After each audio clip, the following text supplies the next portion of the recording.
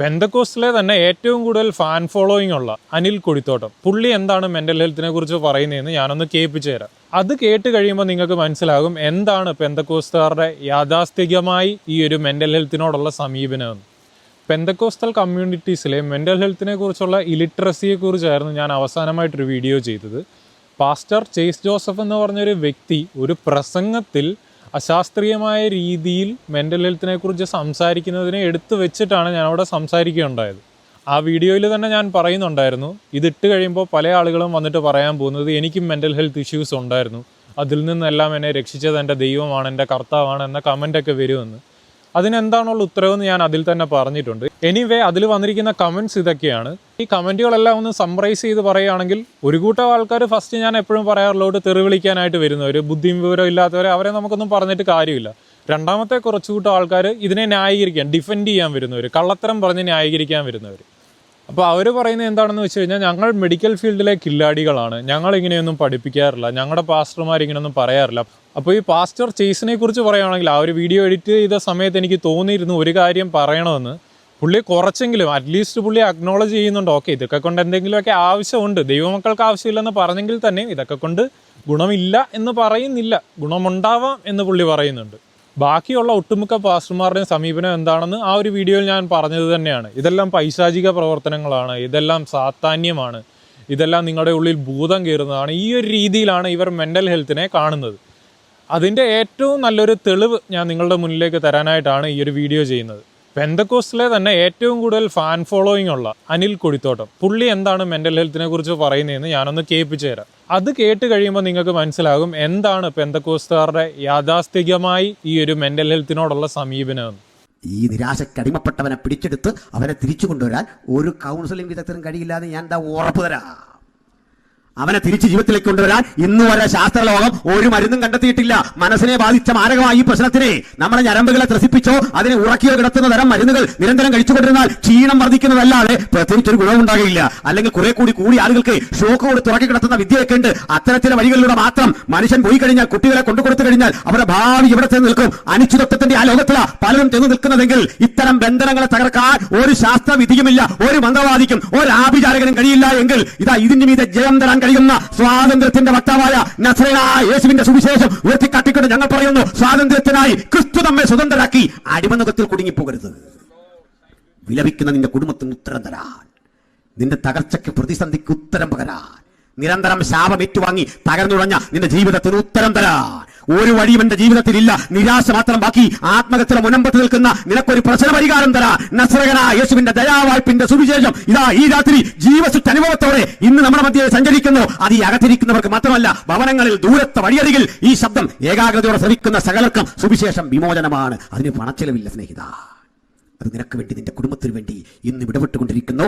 ആർക്ക് വേണം ഈ സുവിശേഷത്തിന്റെ ചൈതന്യം? ആർക്ക് വേണം ഈ സുവിശേഷത്തിന്റെ ബലം? അത് വിശ്വസിക്കുന്നവർക്ക് രോഗശാന്തിയാണ്, മാരക രോഗങ്ങൾ അതിജീവിക്കാൻ കൃപയാണ്. മാനസിക രോഗങ്ങളുടെ മീതെ, ഭ്രാന്തിന്റെ മീതെ മനുഷ്യൻ ചികിത്സിച്ചിട്ടും കൗൺസിലിംഗ് നടത്തിയിട്ടും മാറാത്ത മാരക പ്രതിസന്ധികൾക്ക് മീതെ, അല്ലെങ്കിൽ കാർമേഘം പോലെ കലുഷിതമായ ശാപങ്ങൾക്ക് മീതെ ശാശ്വത സമാധാനം നൽകുന്ന ഈ സുവിശേഷം ആർക്ക് വേണം? ഈ ക്രിസ്തു ചൈതന്യം ഓൾ ഇൻ വൺ ആണ്. നമ്മൾ ഈ ചില സെയിൽസിനൊക്കെ പോകുമ്പോൾ കാണാം, ബൈ 1 get 5 ഫ്രീ അല്ലെങ്കിൽ ബൈ 1 get 3 ഫ്രീ എന്നൊക്കെ പറയുന്നതുകൊണ്ട് ദൈവത്തിനെ ഒന്ന് എടുത്തു കഴിഞ്ഞാൽ നിങ്ങൾക്ക് കിട്ടാൻ പോകുന്നത് മാരക രോഗത്തിൽ നിന്നുള്ള രോഗശാന്തി. ഞാൻ രോഗശാന്തിയുടെ വീഡിയോ നേരത്തെ ചെയ്തിട്ടുണ്ട്. മാനസികാസുഖത്തിൽ നിന്നുള്ള ആശ്വാസം. നിങ്ങൾ കൗൺസിലിങ്ങും അതും ഇതും ചെയ്തിട്ടും ഒന്നും മാറാത്തത്. പിന്നെ ലോകമണ്ടത്തരമായ പൈശാചിക ശക്തി എന്ന് പറഞ്ഞുള്ള സാധനത്തെക്കുറിച്ചും പറഞ്ഞിട്ടുണ്ട്. ഇത് കേട്ടപ്പോഴത്തേനും എനിക്ക് പെട്ടെന്ന് ഓർമ്മ വന്നത്, എൻ്റെ കുട്ടിക്കാലത്തൊക്കെ ഇപ്പോഴും ഉണ്ടോയെന്ന് എനിക്ക് അറിയത്തില്ല, ഒരു വെള്ള അംബാസിഡർ കാറിൽ മേളിൽ സ്പീക്കർ വെച്ച് കെട്ടിയിട്ട് പനി, ജലദോഷം, തലവേദന, പല്ലുവേദന, കാൽമുട്ട് വേദന എന്നിങ്ങനെ ഏത് തരം വേദനയ്ക്കും ഒറ്റമൂലി, ഒരു ഔഷധം മാത്രം മതി, കൊട്ടൻ ചുക്കാതി. ലേശം പഞ്ഞിയിൽ തേച്ചിട്ട് പല്ലിൻ്റെ വേദനയാണെങ്കിൽ പല്ലിലേക്ക്, തലയിലാണെങ്കിൽ തലയിലേക്ക് എന്ന രീതിയിൽ വെച്ച് കഴിഞ്ഞാൽ എല്ലാ സാധനവും പമ്പ കടക്കും എന്ന് പറയുന്നതുകൊണ്ടാണ് പുള്ളി പറയുന്നത്. അപ്പോൾ എക്സ്ട്രീംലി സയൻറ്റിഫിക് ആയ നമ്മുടെ സയൻറ്റിഫിക് അനിൽ കൊടിത്തോട്ടം എന്താണ് പറഞ്ഞ് തള്ളിവിടുന്നതെന്ന് എല്ലാവരും കേട്ടല്ലോ. ഞാൻ പറഞ്ഞതാണോ? വാക്കുകളെ ഞാൻ വളച്ചൊടിച്ചിട്ടുണ്ടോ? ഞാൻ കള്ളത്തരം പറഞ്ഞിട്ടുണ്ടോ? ഒരു പാസ്റ്ററിൻ്റെ പ്രസംഗം അതേപോലെ എടുത്ത് നിങ്ങളെ ഒന്ന് കേൾപ്പിക്കുന്നു. പുള്ളി എന്താണ് പറയുന്നത്? ഈ യേശുക്രിസ്തുവിനെ അങ്ങോട്ട് എടുത്തു കഴിഞ്ഞാൽ നിങ്ങൾക്ക് എന്ത് മാരക രോഗത്തിൽ നിന്നും, മാനസികാസുഖത്തിൽ നിന്നും, ഭ്രാന്തിൽ നിന്നും എന്ന് വേണ്ട പൈശാചിക ശക്തി, ഭൂതം, പ്രേതം, എന്ത് സാധനവും ഒറ്റ സാധനം മതി. കൊട്ടൻ ചുക്കാതി മാറിയിട്ട് ഇപ്പം യേശു ചുക്കാതി ആയെന്നാണ് എനിക്ക് തോന്നുന്നത്. നമുക്ക് ഏതായാലും ഇത് ഒന്നുകൂടെ കേട്ട് നോക്കാം, ഘട്ടമായിട്ട് കേട്ട് നോക്കാം. അതല്ലേ ഒന്നുകൂടെ നല്ലത്. ഈ നിരാശക്കടിമപ്പെട്ടവനെ പിടിച്ചെടുത്ത് അവനെ തിരിച്ചു കൊണ്ടുവരാൻ ഒരു കൗൺസിലിംഗ് വിദഗ്ധനും കഴിയില്ലാതെ ഞാൻ ഉറപ്പ് തരാം. ഉറപ്പ് തന്നിരിക്കുകയാണ്, സയന്റിഫിക് കൊടിത്തോട്ടം ഉറപ്പ് നൽകിയിരിക്കുകയാണ്. നിരാശയ്ക്ക് അടിമപ്പെട്ടവരെ പിടിച്ചെടുത്ത് തിരിച്ചു കൊണ്ടുവരാനായിട്ട് ഒരു കൗൺസിലിംഗ് വിദഗ്ധനും കഴിയത്തില്ലെന്ന് കൊടിത്തോട്ടം സർട്ടിഫൈ ചെയ്ത് തരാമെന്നാണ് നമ്മളോട് പറഞ്ഞിരിക്കുന്നത്. എങ്ങനെയുണ്ട് ഇപ്പോൾ കാര്യം? ഞാൻ പറയുന്നതാണോ പ്രശ്നം? ഇവർക്ക് ഇങ്ങനെയുള്ള അൺസയൻറ്റിഫിക് കാര്യങ്ങൾ മൈക്കിൽ കൂടെ നാണമില്ലാതെ ആയിരങ്ങളുടെ മുന്നിൽ പ്രസംഗിക്കാം, അത് ഷൂട്ട് ചെയ്ത് ഒരു പബ്ലിക് മീഡിയത്തിലേക്ക്, യൂട്യൂബ് പോലെയൊക്കെയുള്ള പബ്ലിക് മീഡിയത്തിലേക്ക് പ്രസിദ്ധീകരിക്കാം. അതിന് യാതൊരുവിധ പ്രശ്നവുമില്ല.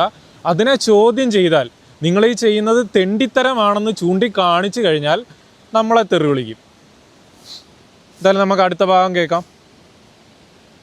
അവനെ തിരിച്ച് ജീവിതത്തിലേക്ക് കൊണ്ടുവരാൻ ഇന്ന് വരെ ശാസ്ത്രലോകം ഒരു മരുന്നും കണ്ടെത്തിയിട്ടില്ല. മനസ്സിനെ ബാധിച്ച മാരകമായ ഈ പ്രശ്നത്തിനെ നമ്മുടെ ഞരമ്പുകളെ ത്രസിപ്പിച്ചോ അതിനെ ഉറക്കിയോ കിടത്തുന്ന തരം മരുന്നുകൾ നിരന്തരം കഴിച്ചുകൊണ്ടിരുന്നാൽ ക്ഷീണം വർദ്ധിക്കുന്നതല്ലാതെ പ്രത്യേകിച്ചൊരു ഗുണമുണ്ടാകില്ല. ശാസ്ത്രലോകം ഇതുവരെ ഒരു പരിപാടിയും കണ്ടെത്തിയിട്ടില്ലെന്നാണ് പുള്ളി പറയുന്നത്. എൻ്റെ കമൻറ്റ് ബോക്സിൽ വന്ന് തെറി വിളിച്ച എല്ലാവരും ഈ സാധനം കേൾക്കുന്നുണ്ട് എന്ന് ഞാൻ വിശ്വസിക്കുന്നു. നിങ്ങൾ ഇതേ തെറികൾ അനിൽ കൊടിത്തോട്ടത്തിന് ഇങ്ങനെയുള്ള അശാസ്ത്രീയത പരത്തുന്നതിൽ അങ്ങേരെയും വിളിച്ച് അതേ തെറികൾ പറയും എന്നും ഞാൻ പ്രത്യാശിക്കുന്നു. പുള്ളി ഇവിടെ വെളിവായിൽ വിഡിത്തം പറയുന്നത് ആൻറ്റി ഡിപ്രസൻസ് പോലെയുള്ള മെഡിക്കേഷൻസിനെ കുറിച്ചാണ്.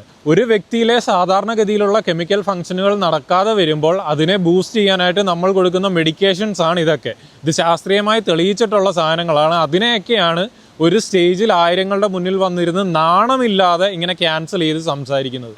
ഇങ്ങേരെ പോലുള്ളവരോട് ഒരു റെസ്പെക്റ്റും തോന്നേണ്ട കാര്യമില്ല. അതുകൊണ്ട് ഒരു റെസ്പെക്റ്റും ഇല്ലാതെ നിങ്ങളോട് പറയുവാണ്, ഇങ്ങനെയുള്ള വിഡ്ഢിത്തരം നിങ്ങൾക്ക് തോന്നുന്നെങ്കിൽ നിങ്ങളതും പിടിച്ച് വീട്ടിയിരിക്കുക. പല ആളുകൾ, യുവാക്കളാണ് നിങ്ങളെപ്പോലുള്ളവർ ഇങ്ങനെ പുലമ്പുന്ന വിഡ്ഢിത്തങ്ങൾ കേട്ടിട്ട് ഏറ്റവും വലിയ ചതിക്കുഴിയിൽ അകപ്പെട്ട് പോകുന്നത്. അവർക്ക് ആവശ്യമുള്ള സമയത്ത് ഹെൽപ്പ് കിട്ടാതെ വരുന്നു.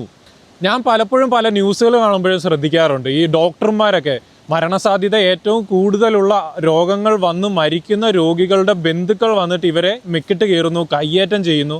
അതിനെതിരെ ഡോക്ടേഴ്സ് അസോസിയേഷനൊക്കെ സമരം ചെയ്യുന്നത് നമ്മൾ കണ്ടിട്ടുണ്ട്.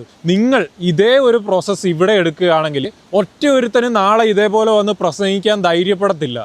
നിങ്ങൾ പ്രതികരിക്കില്ല എന്ന ഉറപ്പിൻ്റെ പുറത്താണ് ഇതേപോലുള്ള അശാസ്ത്രീയതയും വിവരക്കേടുമൊക്കെ ഇവരിങ്ങനെ സ്റ്റേജിൽ നിന്ന് വിളിച്ചു കൂവുന്നത്.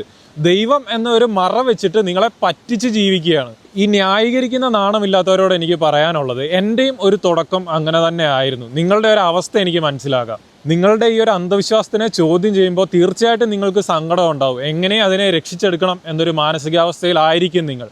അപ്പം നിങ്ങൾ ക്രിട്ടിക്കലി തിങ്ക് ചെയ്യാനോ യാഥാർത്ഥ്യം വിളിച്ചു പറയാനോ മെനക്കെടത്തില്ല.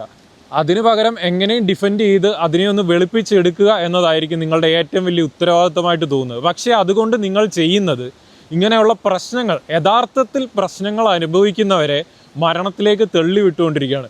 മെൻ്റൽ ഹെൽത്ത് എന്ന് പറയുന്നത് ഒരു തമാശയല്ല. നിങ്ങൾക്ക് വന്നിരുന്നിട്ട് കുട്ടിക്കളി പറയാനായിട്ടും ന്യായീകരിച്ച് മെഴുകാനായിട്ടും. നിങ്ങൾ എൻ്റെ കമൻറ്റ് സെഷൻസ് തന്നെ ശ്രദ്ധിച്ചിട്ടുണ്ടായിരിക്കും. പലരും വന്ന് ന്യായീകരിക്കാൻ ശ്രമിക്കുമ്പോൾ ഞാൻ ഹാർഷായിട്ട് തന്നെയാണ് അവിടെ ഉത്തരം കൊടുത്തിരിക്കുന്നത്. ബാക്കിയുള്ള കമൻസിൽ ഞാൻ അത്ര റൂഡായിട്ട് ഇടപെടാറില്ല. കാരണം മെൻ്റൽ ഹെൽത്ത് എന്ന് പറഞ്ഞാൽ അത്രയും സീരിയസ്നെസ് ഉള്ളൊരു ഇഷ്യൂ ആണ്. ഒരാൾ ഹെൽപ്പ് സീക്ക് ചെയ്യാനായിട്ട് വൈകും തോറും ഇങ്ങനെയുള്ള പ്രസംഗങ്ങൾ കേട്ട് അവരുടെ ചുറ്റുമുള്ളവരെ ഇതുകൊണ്ട് ബ്രെയിൻ വാഷ് ചെയ്ത് നിർത്തി അങ്ങനെയുള്ള ഹെൽപ്പ് കിട്ടാൻ വൈകും തോറും അവർ മരണത്തിനോട് അടുത്തടുത്തുകൊണ്ടിരിക്കുകയാണ്. അടുത്തൊരു നിമിഷം എന്തും സംഭവിക്കാം. മാനസികമായി ഒരു പ്രശ്നം വരുന്നത് അങ്ങനെയാണ്. അതിന് ഇന്ന ഒരു ടൈം ഫ്രെയിം എന്നില്ല. ഇപ്പോൾ പനി വരുമ്പോഴത്തേന് രാത്രി കൂടാറുണ്ട്, ഉച്ചയ്ക്ക് കൂടാറുണ്ട്, അല്ലെങ്കിൽ രാവിലെ എണ്ണിക്കുമ്പോൾ എനിക്ക് ചുമയുണ്ടെന്ന് പറയുന്ന കൂട്ട് അങ്ങനെ പ്രത്യേക ഒരു സമയത്തോ അല്ലെങ്കിൽ കൂടെ ആളില്ലാത്തപ്പോഴോ അങ്ങനെയൊന്നും വരുന്നൊരു സാധനമല്ല. അതെപ്പോൾ വരും, എങ്ങനെ വരുമെന്ന് ആർക്കും പറയാൻ പറ്റത്തില്ല. ആ ഒരു വരുന്ന സമയത്ത് ആ ഒരു വ്യക്തി അനുഭവിക്കുന്ന പ്രശ്നം എന്ന് പറഞ്ഞാൽ അയാൾക്ക് മാത്രമേ അറിയത്തുള്ളൂ. നിങ്ങൾക്ക് ഇങ്ങനെ ഒരു ഫോണും പിടിച്ചിരുന്നിട്ട് നിങ്ങളുടെ വിശ്വാസത്തെ ന്യായീകരിക്കാൻ വളരെ എളുപ്പമാണ്. പക്ഷേ അതുകൊണ്ട് നിങ്ങൾ ചെയ്യുന്നത് മറ്റനേക വ്യക്തികൾക്ക് ഹെൽപ്പ് കിട്ടാനേ ഉള്ള ഒരു സോഴ്സ് നിങ്ങൾ അടയ്ക്കുക മാത്രമാണ് അവിടെ ചെയ്യുന്നത്. അതുകൊണ്ട് ദയവ് ചെയ്ത് ഇങ്ങനെയുള്ള വിവരക്കേടുകളെ സപ്പോർട്ട് ചെയ്യാതിരിക്കുക.